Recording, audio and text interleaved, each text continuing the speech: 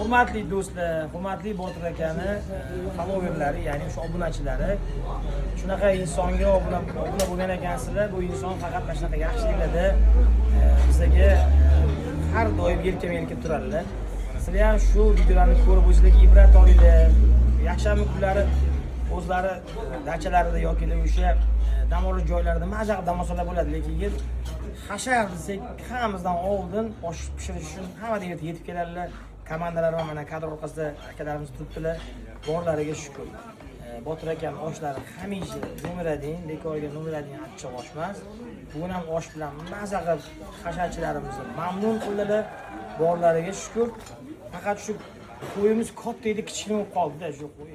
Keyingi safar 4 ta qo'y olmasak bo'lmaydi, chunki osh kam bo'lib qoldi. Go'sht kam bo'lib qoldi. Shuning Botir akaga rahmat. Hasharlarda nafaqat kapkirlari bilan, balki ketmonlar bilan ham ishlar o'zlarini ko'rsatdilar. Chuqur ta'zim yana bir marta Botir akaning obunachilariga ham, o'zlariga ham faqatgina omad, ulkan zafarlar barchamizdan aytgan rozi bo'lsin.